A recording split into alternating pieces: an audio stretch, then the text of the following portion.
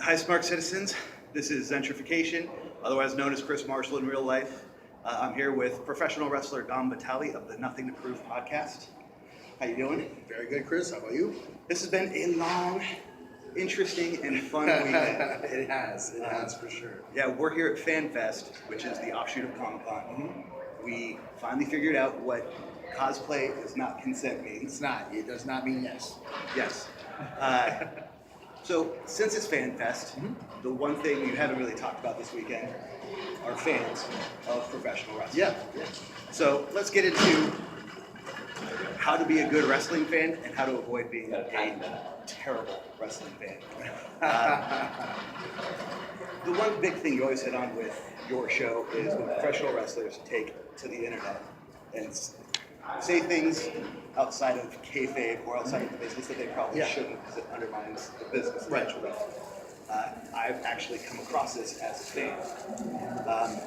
What is it about wrestling or wrestlers wanting to get onto the internet and say this stuff, and how is it from your perception that it undermines their value as wrestlers? You got to keep in mind, if you're a wrestler, your main objective is to be perceived as a star. No matter what level you're at, if you're at WWE or you're an indie guy or whatever, you want to be larger than life.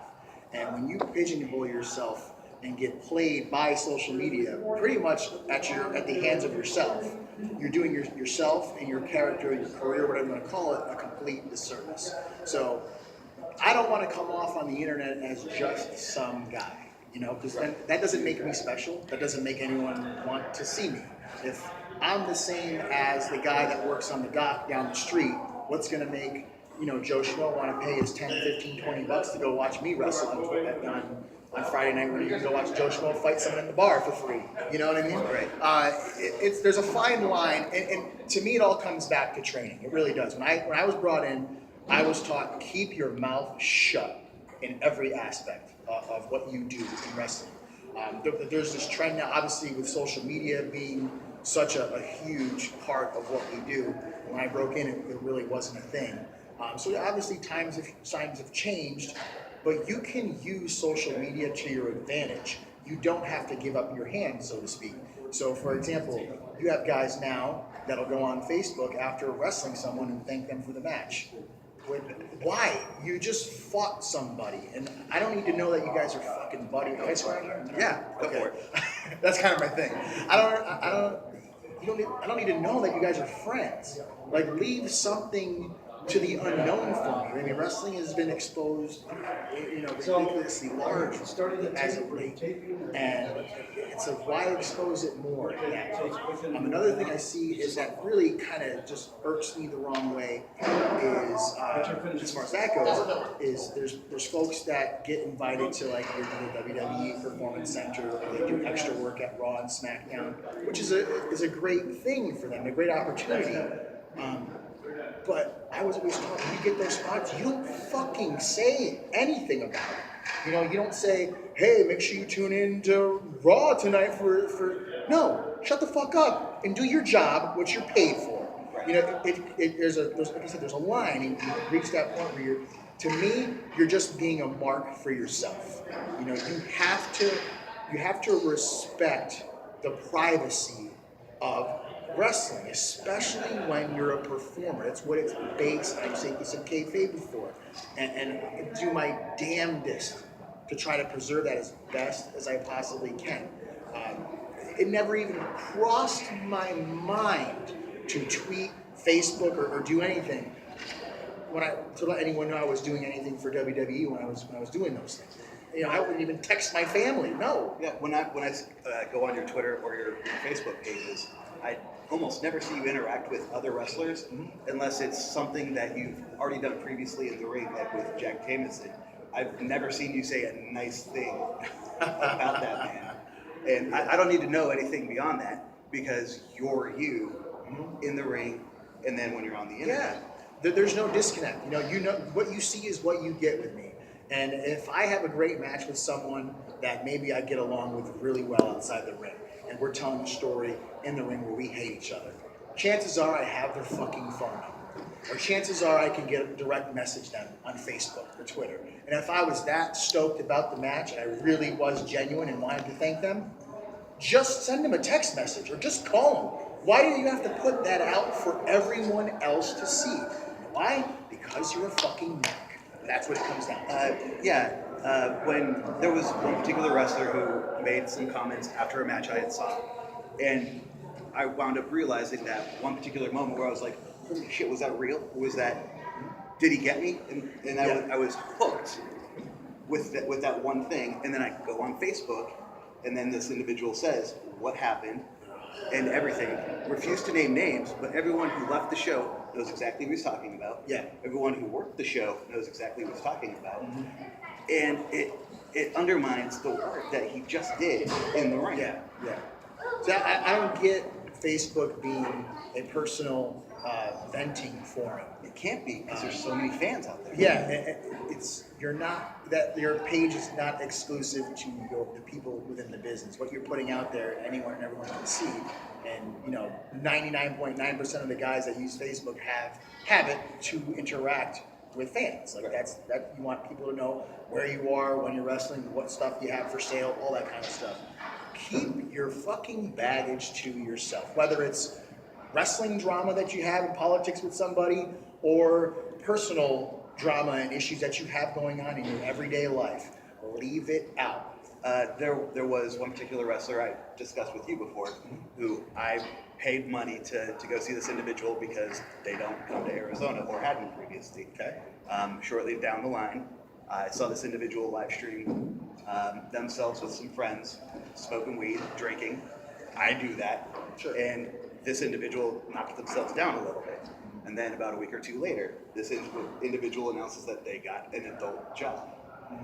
This person I paid money to took 2 massive steps down and wound up putting themselves on my level. They're not saying I want to pay to see anymore. Right.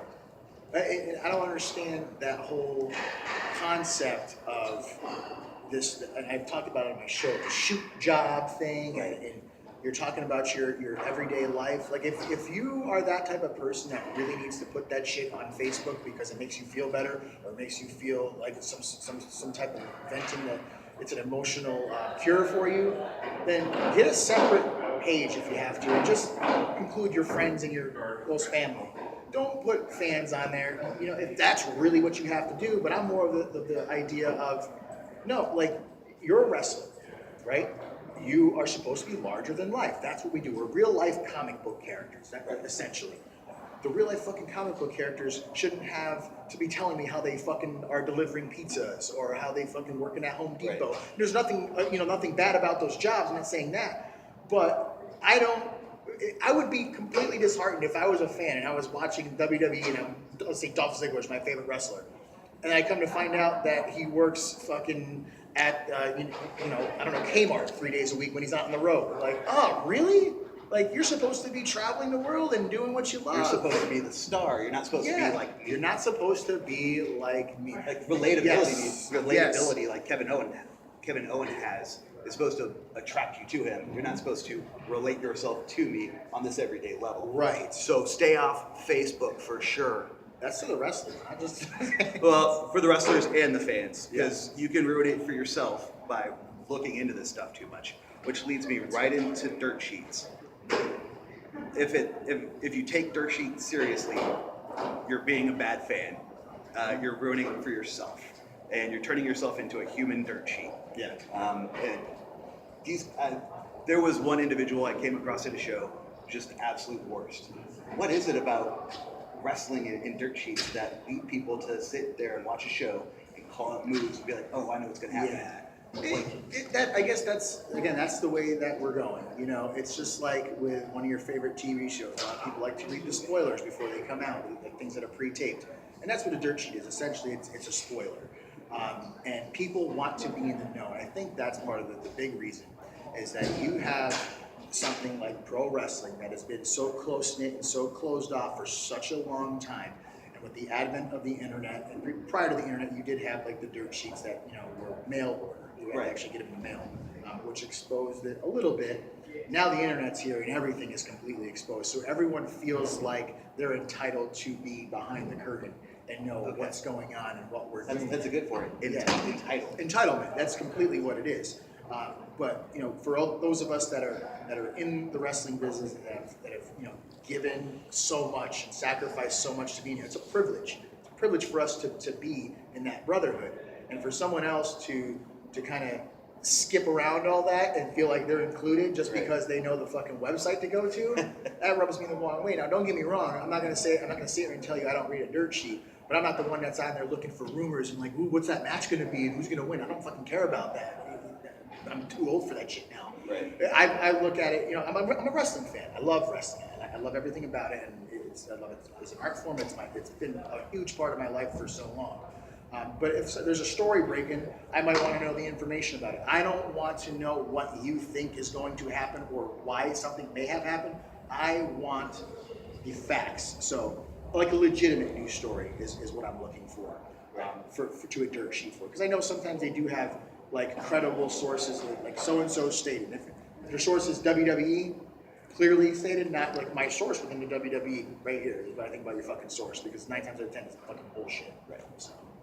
So what's one other really big thing that fans do to themselves to undermine enjoying wrestling? I think fans are doing themselves a disservice by just having to know what's going to happen. Like, wrestling is so much more fun to watch as a fan when you don't know what's going to happen. We just talked about this during that WrestleMania panel that we were part of. And when you don't know what to expect, that's when you get the most genuine reaction and emotions from you. Just to speak to that real quick, you just finished the Greatest WrestleMania Moments panel, and it ended with Brock Lesnar defeating the Streak, and one of the panelists was legitimately still upset. Yeah, 3 years later. Yeah, you can't think so far ahead that you take yourself out of it. Yeah.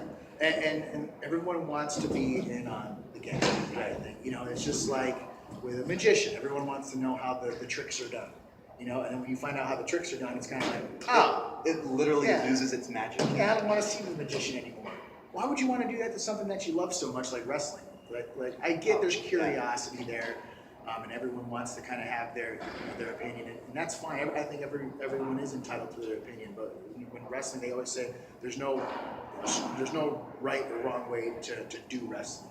Well, there's no right or wrong way to be a fan, I would say, but you have to be respectful for what we do, and it comes back to entitlement. Just because you're a wrestling fan, and believe me, we appreciate the wrestling fans, because without fans, we're nothing. Who are we going to perform for? Our mom and dad? Like, come on, you're great.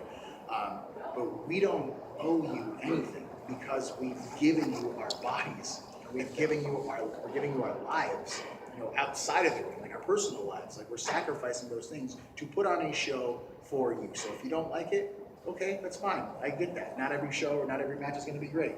If you love it, that's awesome too. We like hearing that stuff. But don't for a second tell me what I should be doing for you. And that happens more times than not. That sounds like a horrible thing to do as a fan. Right. Let's focus on some positive things before we ease out of this. First and foremost, if you're going to go to a wrestling show, bring a pen. You're usually going to want to get an autograph or a picture or something. Sure. I've seen a lot of people ask for an autograph and the wrestler doesn't have a pen or anything. Which is weird. Or you don't have anything for them to sign. That's why you have a fanny pack, and that's why you keep a Sharpie in the fanny pack. Well, that's why I take a couple of Sharpies with me Yeah. when I go. Because I wound up giving one to a kid who was getting autographs from everyone. Sure. It's like, well, you need a pen, man. How else are they going to sign it? Yeah. Bring money so you can buy merch. Please. Professional wrestlers don't get paid enough for how much you guys beat the crap out of yourselves. Yeah. I mean, it's little things like that you can show your appreciation for. Like, to me, it's cool when someone says, "Hey, you had an awesome match. I really enjoyed it." That's awesome. But you know what means more to me? You buying one of my pictures for $5 or $10. Right. Just a little thing like that. I like trying to make sure I buy something at every show. Mm-hmm. It might not be from the people I like Sure, the most, sure. but from individuals I do actually enjoy. Because you might not have all the money today to spend on things you want. Of course. But if you can put a couple extra bucks in someone's hands, that's a better sign of appreciation. Right.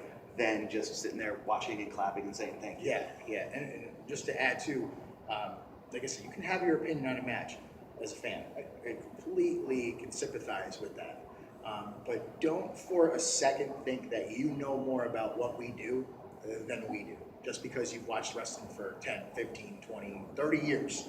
Until you step foot in a ring and known what it takes, like not reading to know what it takes to be a wrestler, but actually doing and understanding and living what it takes to be a wrestler. Don't for a second call yourself a wrestling expert, because you are not. Trust me. All right. Awesome, So, Dom. thank you for your time. Anytime. Thank you for letting me work with you this whole weekend. This It has was a been pleasure. a really fun experience. Great, I'm glad. And I learned a ton, not just from the podcast, but from watching you talk about it. And it comes across so easily in both ways. But Yeah. I'm a visual person. I like seeing the person get into it. And you're a passionate dude. And I appreciate everything you do. Hey, I appreciate you, Chris. Thanks for your help, and anything for you, man. All right. Have a good weekend. You do the same. Have a good week. Oh, yeah. Hey, be good to yourself. Do good for each other. Later, fuckers.